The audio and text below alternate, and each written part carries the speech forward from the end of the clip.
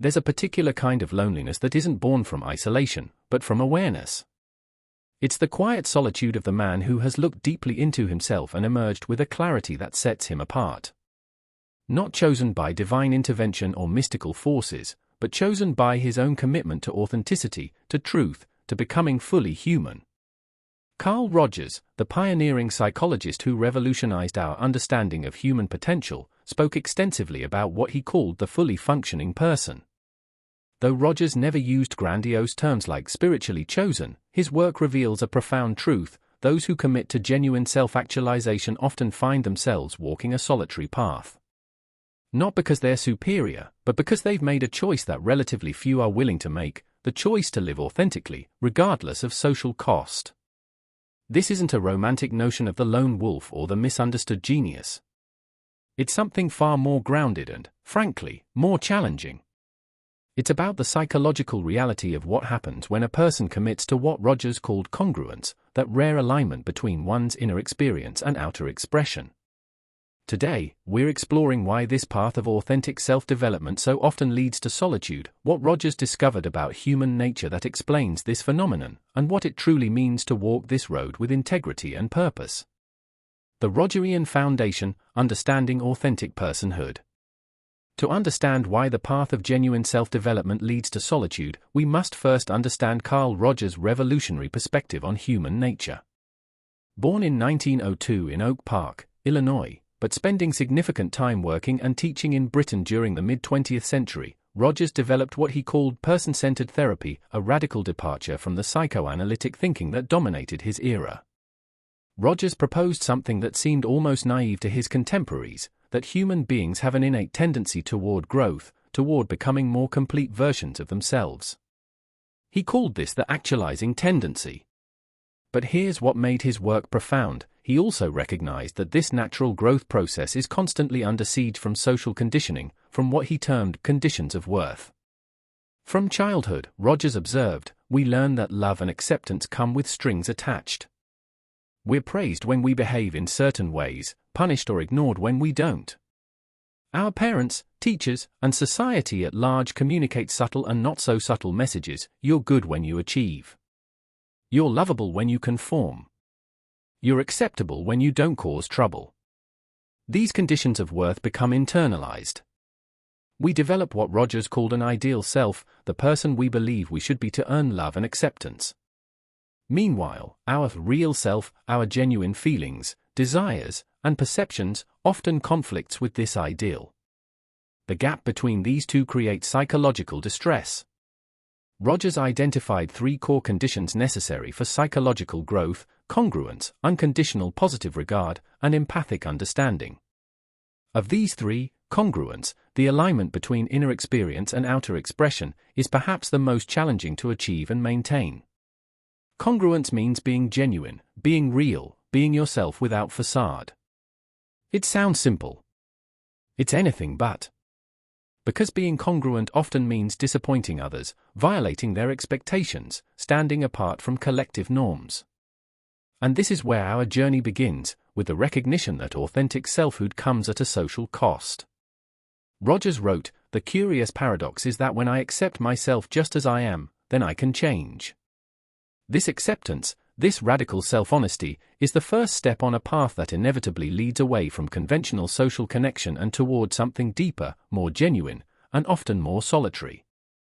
The awakening, when authenticity begins to separate.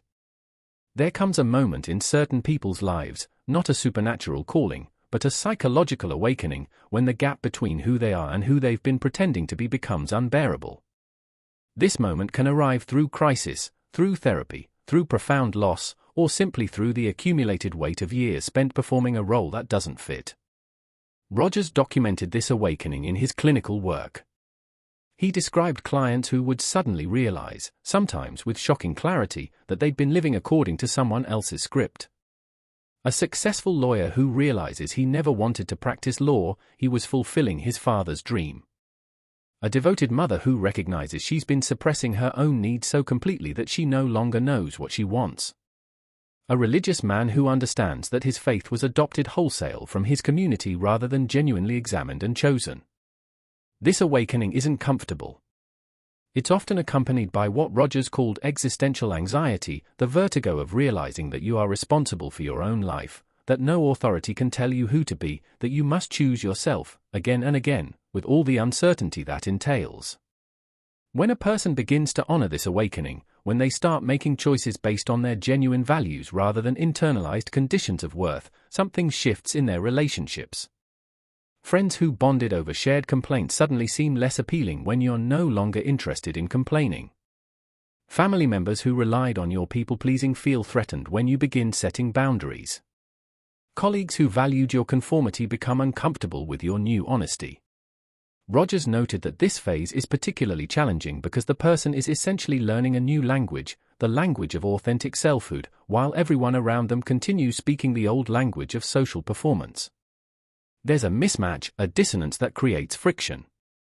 In Britain's historically class-conscious and socially stratified culture, this awakening can feel particularly isolating.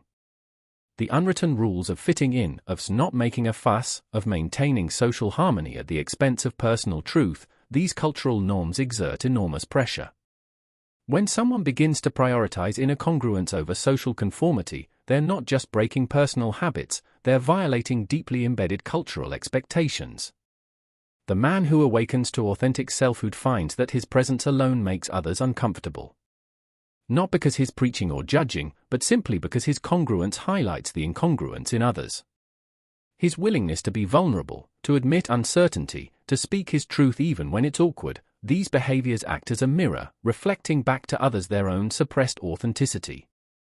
And so the first experience of walking alone begins, not because he's chosen isolation, but because his commitment to truthfulness naturally creates distance from relationships built on pretense.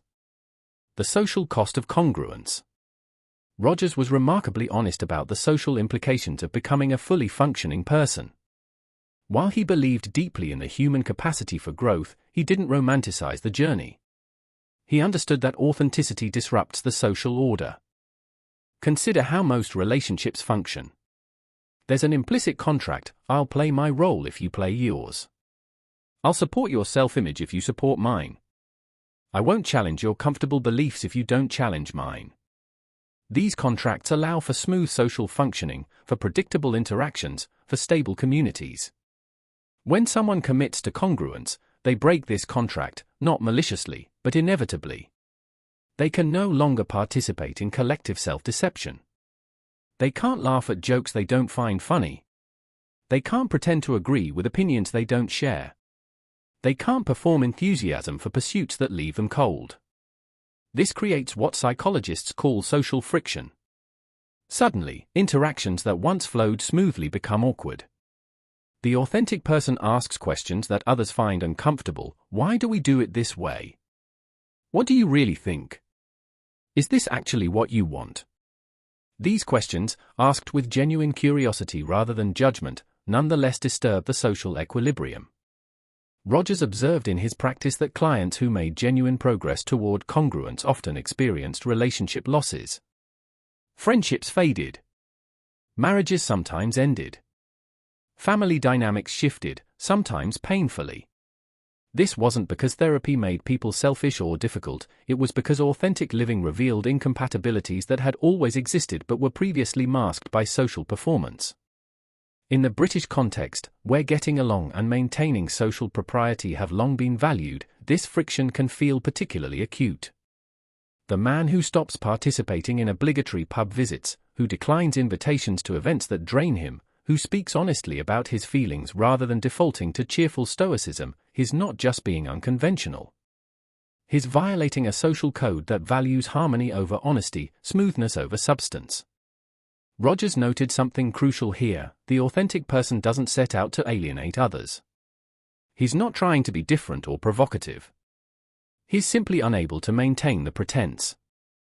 And this inability, born from psychological growth rather than rebellion, is what makes the solitude so inevitable. The spiritually chosen man, the man who has chosen spiritual and psychological depth over social comfort, finds that many doors close. Not dramatically, not with confrontation, but gradually. Invitations become less frequent. Conversations become more superficial.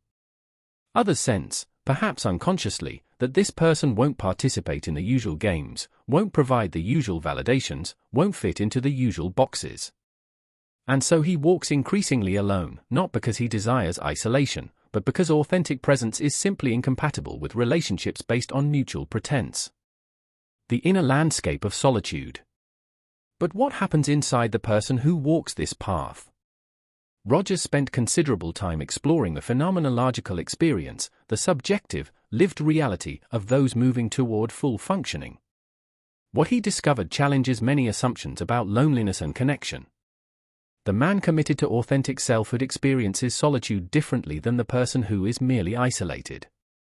Isolation is deprivation, a painful absence of connection. Solitude, particularly for the psychologically mature person, can be rich, generative, even necessary.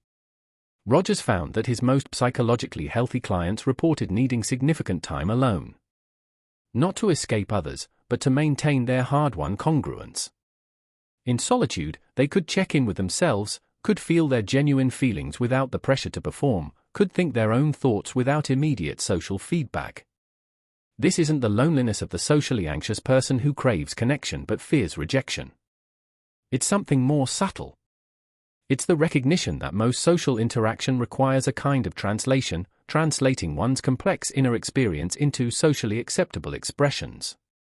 This translation is exhausting, particularly when one has committed to minimizing the gap between inner and outer. In Britain, where emotional restraint and social decorum have been historically prized, this exhaustion can be particularly pronounced. The authentic man finds himself constantly choosing between full expression and social acceptability. Over time, he learns that solitude offers relief from this constant negotiation. Rogers described the fully functioning person as someone who trusts their own experience, who lives in the present moment, who feels a freedom to be themselves. But he also noted that this freedom comes with responsibility, the responsibility of self-authorship, of creating meaning in the absence of prescribed roles. In solitude, the authentic man develops what Rogers called an internal locus of evaluation. Rather than constantly seeking external validation, am I good enough? Do they approve? Am I doing this right? He learns to evaluate his choices and experiences based on his own values and feelings. This internal compass becomes more reliable than any social feedback. This doesn't mean becoming a solipsist, trapped in subjective experience. Rogers emphasized that the fully functioning person is actually more open to experience, more responsive to feedback, more genuinely connected than the defensive, role-playing individual. But the quality of connection changes. It becomes less about seeking approval and more about genuine encounter. The inner landscape of solitude, for this man, becomes a place of integration. Here, he can process his experiences, can feel his feelings fully, can reflect on his choices without immediate social pressure. Here, he can be wholly himself without translation, without performance, without apology.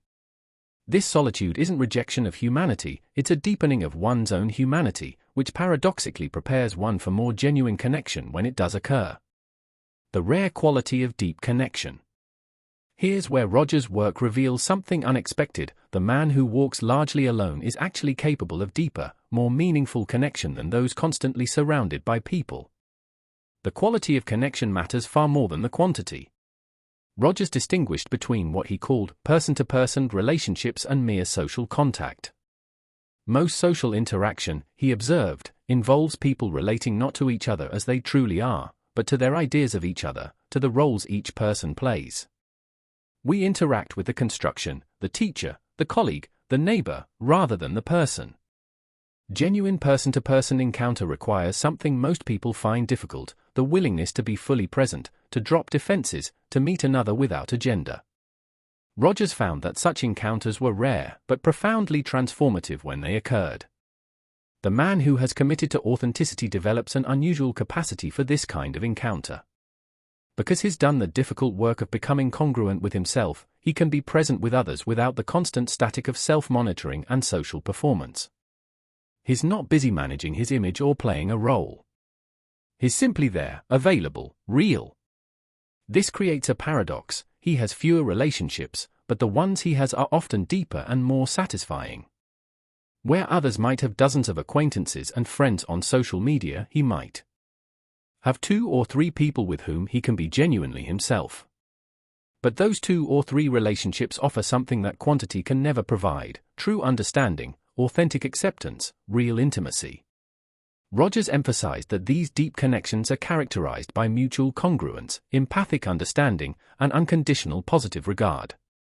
When 2 genuine people meet, there's a quality of presence that's unmistakable. Time seems to expand.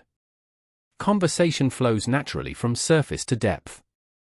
There's no performance, no posturing, just 2 human beings recognizing each other. In British culture, where personal reserve and emotional guardedness are often the norm, these moments of genuine connection can feel revolutionary. They violate the usual social scripts, the polite distance, the careful maintenance of boundaries. When they occur, they're remembered, not as small talk or social obligation, but as real meeting. The spiritually chosen man learns to value these rare moments of connection more than constant social stimulation. He'd rather have one honest conversation than a dozen pleasant but superficial interactions. He'd rather spend an evening with someone who truly sees him than attend a party where he must perform.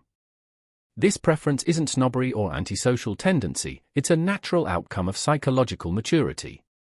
Once you've experienced genuine connection, everything else feels hollow.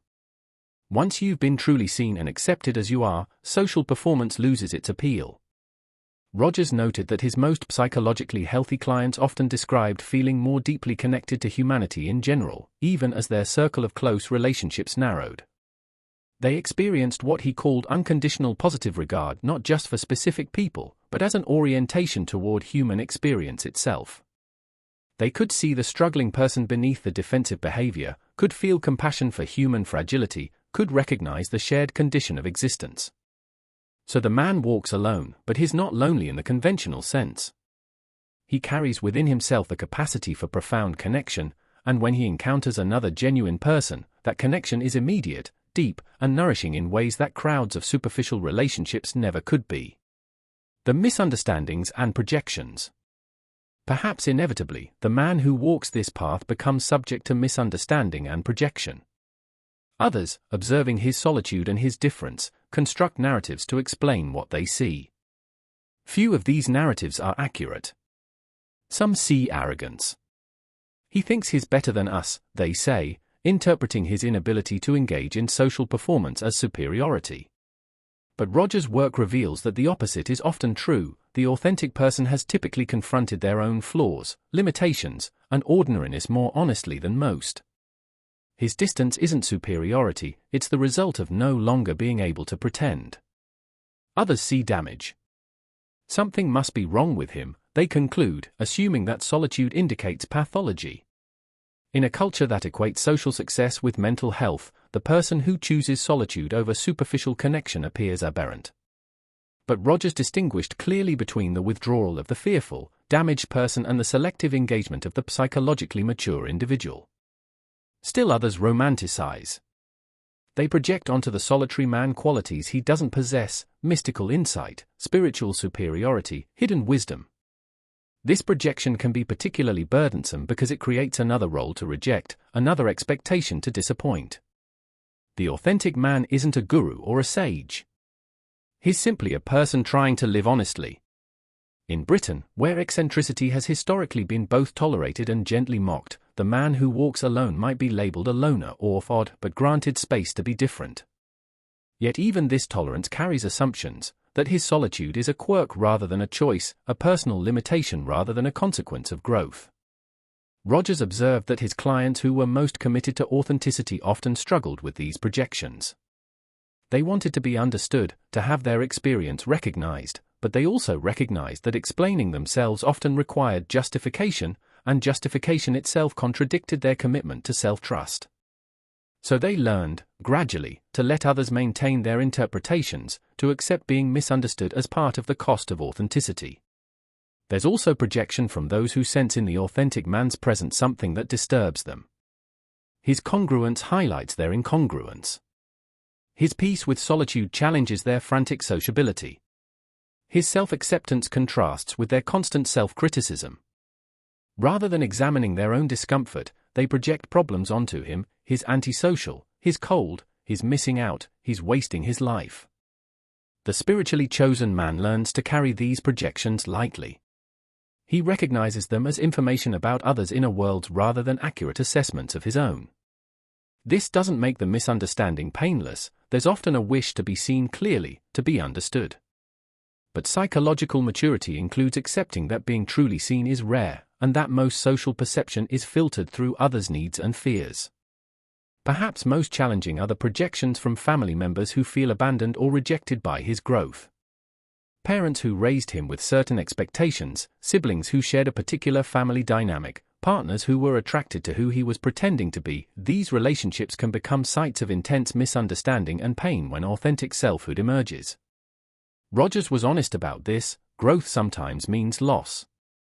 Not because the growing person is cruel or selfish, but because relationships built on false foundations cannot survive the weight of truth. The gifts of the path. Yet for all the challenges, for all the solitude and misunderstanding, Rogers believed deeply that the path toward full functioning offered profound rewards. The man who walks this path gains something that cannot be purchased, inherited, or imitated: genuine selfhood. First, there's the gift of inner peace. Not the peace of escape or denial, but the peace of integration. When your inner experience aligns with your outer expression, when you're no longer maintaining exhausting pretenses, when you've stopped betraying yourself for social acceptance, there's a stillness that emerges. Rogers called this being comfortable in one's own skin, and he observed it consistently in people who achieved significant psychological growth. In the quiet of solitude, the authentic man discovers that he enjoys his own company. This isn't narcissism, it's self-acceptance. He can sit with himself without distraction, without judgment, without the constant need for external stimulation. His inner world becomes a place of interest and depth rather than a space to flee. Second, there's the gift of clarity. Without the constant static of social performance and others' expectations, the authentic man develops remarkable clarity about what matters to him, what he values, what he wants to give his life to. This clarity becomes a compass, guiding decisions and choices with a reliability that external authorities could never provide. Rogers found that his most psychologically healthy clients described life having a kind of rightness to it, even when it wasn't easy. They were living their own lives rather than lives prescribed by others. This sense of authorship, of being the creator of one's existence, provided meaning that transcended circumstance. Third, there's the gift of genuine creativity. Rogers believed that the fully functioning person was inherently creative, not necessarily in an artistic sense, but creative in living. Free from rigid conditioning and prescribed roles, the authentic person responds freshly to each moment, adapts flexibly to change, and creates solutions that fit their actual situation rather than applying predetermined formulas. The man who walks alone has the space and freedom to explore, to experiment, to discover aspects of himself that would remain hidden in the pressure cooker of constant social performance. In solitude, he can pursue interests that genuinely call to him rather than those that impress others. He can develop skills for their own sake. He can think thoughts that don't fit conventional frameworks. Fourth, and perhaps most significantly, there's the gift of authentic presence. Having done the work of becoming congruent, the man develops an unusual capacity to be fully present, to himself, to others when genuine connection occurs, to life as it unfolds. Rogers described this as living in the existential moment, experiencing life directly rather than through filters of interpretation and should. This presence allows for experiences of depth, beauty, and connection that are unavailable to the defended, role-playing individual. The sunset isn't just pretty, it's genuinely moving. The conversation isn't just pleasant, it's profound. The moment of understanding isn't just interesting, it's transformative. Rogers also observed that people living with this kind of authenticity often developed what he called a trust in the organism, a deep faith in their own capacity to navigate life, to heal, to grow. They didn't need external authorities to tell them how to live because they developed an internal wisdom born from genuine self-knowledge. Finally, there's the gift of liberation from fear. Not that fear disappears, but its nature changes. The authentic man is no longer primarily afraid of social rejection or disapproval because he's already paid that cost. He's walked away from relationships and situations that required self-betrayal. Having survived that loss, he recognizes that his core self remains intact. Social death isn't actual death. Disapproval isn't annihilation. This liberation allows for a different kind of courage, not the courage of bravado or performance, but the quiet courage of being oneself in a world that constantly pressures conformity. It's the courage Rogers saw in his clients who chose authentic living over comfortable pretense, again and again, even when it was difficult. The path forward. So why does the spiritually chosen man, the man who has chosen depth, authenticity, and psychological growth, walk alone? Not because he's special or superior. Not because of mystical calling or divine selection. But because genuine selfhood, the kind Carl Rogers spent his life studying and facilitating, inevitably creates distance from a world built largely on pretense, performance, and prescribed roles. This path isn't for everyone, and that's perfectly all right. Rogers never suggested that everyone should or could become fully functioning. He recognized that psychological growth requires resources, time, safety, support, and often significant discomfort. Some people aren't in circumstances that allow for this work. Others simply don't feel called to it. There's no judgment in this recognition, only acknowledgement of different paths. But for those who do find themselves on this journey, whether by crisis, by therapy, by contemplation, or by some combination of circumstances, it's important to understand what's happening. The solitude isn't failure. The social friction isn't evidence of deficiency. The misunderstandings aren't proof that something's wrong with you. Instead, these are natural consequences of psychological maturity in a world that often values conformity over authenticity, performance over presence, comfortable lies over difficult truths. Rogers believed that the fully functioning person was actually more socially valuable, more capable of genuine contribution, more truly helpful to others than the well-adapted conformist. But this value is often invisible to conventional social structures. If you recognize yourself in this description, if you've experienced the awakening to authenticity, if you've felt the social cost of congruence, if you've discovered both the pain and the gifts of walking a more solitary path, Rogers' message is clear: trust yourself. Trust your experience. Trust the actualizing tendency within you that moves toward growth, integration, and wholeness. You haven't failed at social life. You've succeeded at something more difficult and more valuable, becoming genuinely yourself. The loneliness is real, the challenges are legitimate, but so are the gifts. The inner peace, the clarity, the capacity for deep connection, the creative freedom, the authentic presence, these are worth the cost. And perhaps most importantly, remember that walking alone doesn't mean walking without purpose or direction. It means walking your own path rather than following the well-worn trail of convention. It means trusting your inner compass rather than constantly seeking external validation. It means being a fully functioning person in Rogers' sense, alive, present, real, and continuing to grow. The path doesn't end. The journey toward full functioning is lifelong. But each step taken in authenticity, each moment of genuine congruence, each experience of true connection, these accumulate into a life that, whatever else it may be, is genuinely your own. And that, Rogers believed, is what makes us most fully human.